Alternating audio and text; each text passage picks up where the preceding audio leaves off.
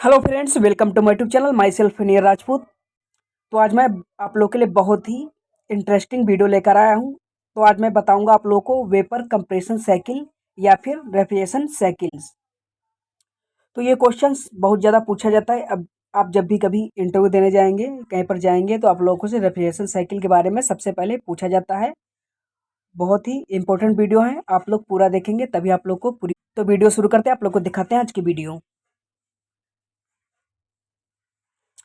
जैसा कि इसकी डिफिनेशन की बात करें तो वेपर कंप्रेशन रेफ्रिजरेशन सिस्टम या फिर रेफ्रिजरेशन साइकिल बहुत ही इफेक्टिव और सबसे ज़्यादा उपयोग किया जाने वाला सिस्टम है। इसमें 4 मुख्य पार्ट लगे होते हैं: compressor, condenser, expansion valve, evaporator.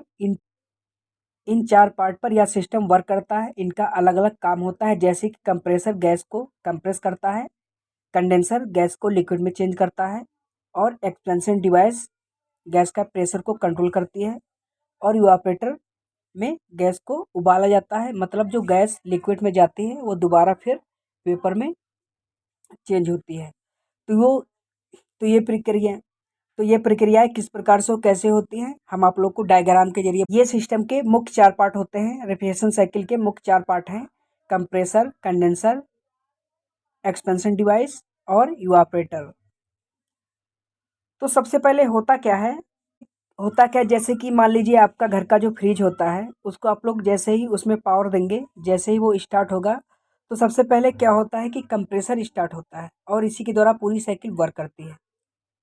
तो जब कंप्रेसर स्टार्ट होगा तो इसके अंदर एक पिस्टन सिलेंडर होता है और वो मोटर के द्वारा घूमता है। जैसे ही वो घूमना स्टार्ट करेगा तो क्या होगा कि जो कंप्रेसर होगा सक्शन लाइन से गैस को खींचेगा। सक्शन लाइन कहाँ से आ रही है? इवापोरेटर से सक्शन लाइन के थ्रू कंप्रेसर गैस को खींचेगा और पिस्टन और सिलेंडर की माध्यम से क्या होगा कि गैस को कस जोर से क्या होगा कि गैस को दबाएगा, मतलब कंप्रेस करेगा। गैस को जैसे ही दबाया जाएगा तो गैस क्या होगी कि गैस का जो प्रेशर होगा और जो टेम्परेचर होगा वो ऑटोमेटिकली बढ़ जाएंगे, क्योंकि किसी भी चीज़ को हम दबाएंगे तो उसका प्रेशर और टेम्परेचर दोनों बढ़ जाएंगे।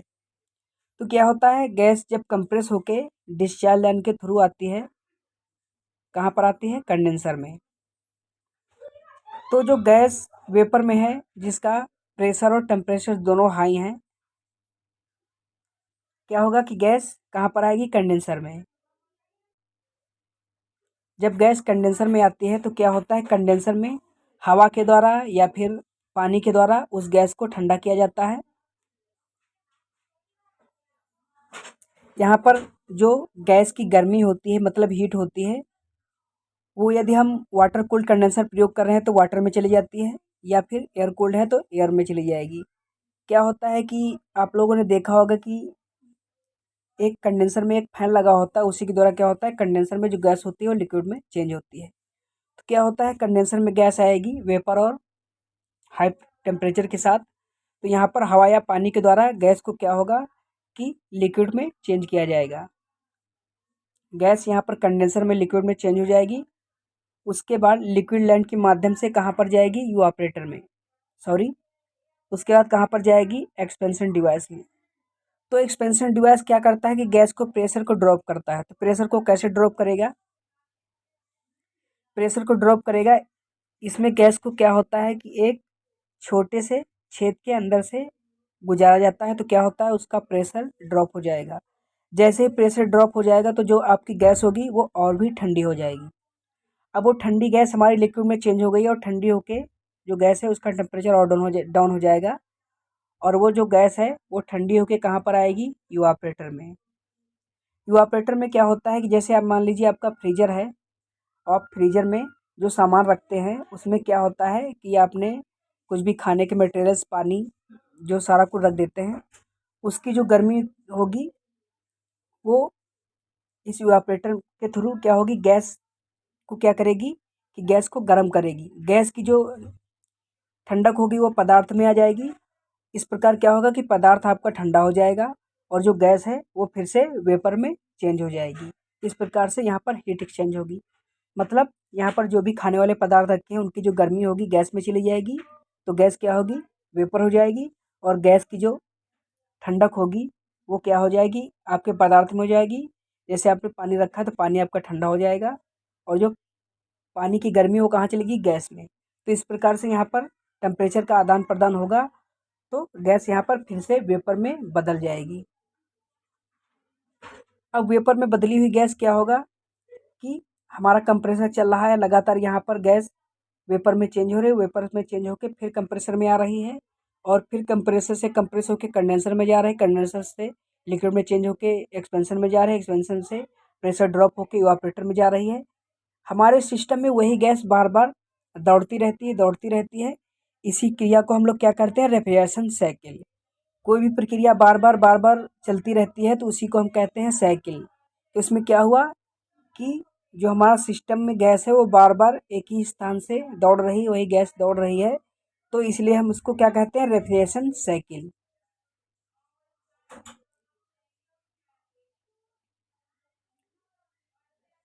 तो स्टार्टिंग मैंने आप लोगों को बताया था वेपर कंप्रेशन साइकिल।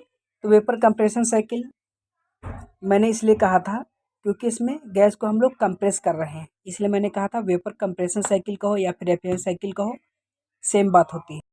अब बात करते हैं लो साइड और हाई साइड की, कि जो रेफ्रिजरेशन साइकिल होता है उसमें किस साइड लो साइड होता है और किस साइड हाई साइड होता है, और कौन कौन से पार्ट हाई साइड में लगे होते हैं और कौन कौन से पार्ट लो साइड में लगे होते हैं।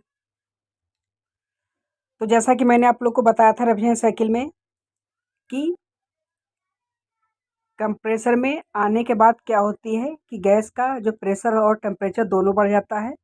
यहाँ से कंप्रेसर क्या करेगा कि यहाँ से लो प्रेशर और लो टेम्परेचर की गैस को सक करेगा और कंप्रेस करके यहाँ से हाई प्रेशर और हाई टेम्परेचर की गैस को रिलीज करेगा। तो यहाँ से लो प्रेशर आ रहा और यहाँ से हाई प्रेशर हो रहा, तो यहाँ से क्या हुआ, हाई प्रेशर डिस्चार्ज लाइन के द्वारा जाएगा। और कंडेंसर में क्या होता है कि कंडेंसर में जो हाई प्रेशर और हाई टेम्परेचर की गैस है उसके टेम्परेचर को कम किया जाता है, और टेम्परेचर जैसे ही कम होता है तो गैस लिक्विड में चेंज हो जाती है।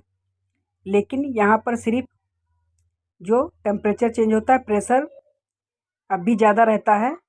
उसके बाद जब प्रेशर जब ड्रॉप होगा, जब ये एक्सपेंशन वाल में जाएगी तो एक्सपेंशन वाल में इन करेगी, तो वहाँ तक गैस का प्रेशर जो रहेगा वो हाई रहेगा।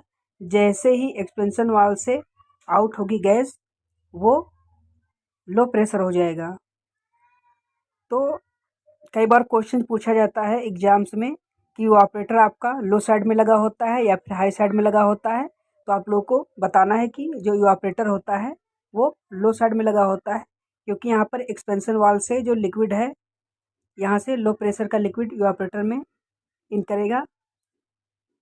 तो आप लोग देख लीजिएगा, जो इवापोरेटर है वो लो साइड में है और जो आपका जो कंडेंसर है वो हाई साइड में है। आप लोग डायग्राम में देख सकते हैं।